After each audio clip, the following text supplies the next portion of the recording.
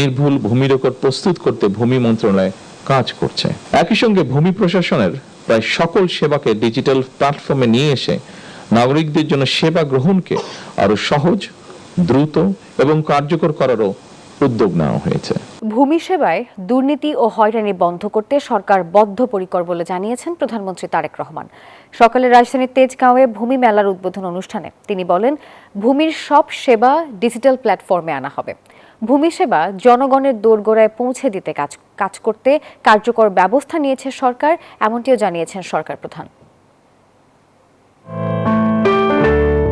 জনগণের দোরগোড়ায় সহজ, স্বচ্ছ ও প্রযুক্তি নির্ভর সেবা পৌঁছে দিতে সারা দেশে শুরু হলো 3 দিনব্যাপী ভূমি সেবা মেলা। মঙ্গলবার সকালে রাজধানীর তেজগাঁওয়ে ভূমি ভবন থেকে এই মেলার উদ্বোধন করেন Spanish digital print tiles, ATI tiles, এক টাইলসে জীবন পার প্রধানমন্ত্রী তারেক রহমান। প্রধানমন্ত্রী বলেন, ভূমি সেবায় দুর্নীতি ও হয়রানি বন্ধ করতে চায় সরকার। ভূমির পরিকল্পিত ব্যবহারে ডিজিটাল মাধ্যমে সেবা দেওয়া হবে। উন্নত প্রযুক্তি ব্যবহার করে জরিপ কার্যক্রম পরিচালনার মাধ্যমে নির্ভুল ভূমি রেকর্ড প্রস্তুত করতে ভূমি মন্ত্রণালয় কাজ করছে।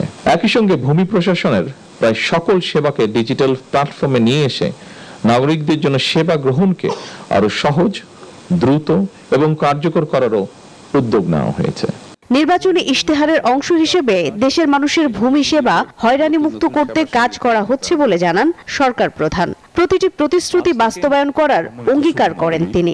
আজ থেকে সারা দেশে 3 দিন ব্যাপী এ ধরনের ভূমি সেবা মেলার আয়োজনের মাধ্যমে সরকার জনগণের কাছে আরো একটি নির্বাচনী ইশতেহার পূরণ করতে যাচ্ছে ইনশাআল্লাহ। এভাবেই সরকার পর্যায়ক্রমে একের পর এক নির্বাচনী ইশতেহারের প্রতিটি দফা বাস্তবায়নের মাধ্যমে জনগণের কাছে দেওয়া ওয়াদা পূরণের রাজনীতিকে এগিয়ে নিয়ে যাবার চেষ্টা করছে।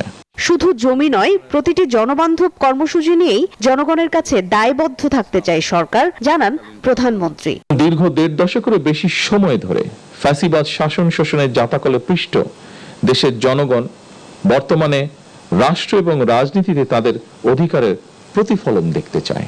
এ কারণেই বর্তমান সরকার রাষ্ট্র পরিচালনার প্রথম সপ্তাহ থেকে নির্বাচনী ইশতেহার এবং জুলাই সনদের প্রতিটি দফা পর্যায়ক্রমে বাস্তবায়নের দিকে মনোযোগ দিয়েছে। কৃষি জমি ব্যবহারে সতর্ক থাকার আহ্বান জানান প্রধানমন্ত্রী তারেক রহমান। মারুফা রহমান, নিউজ 24, ঢাকা।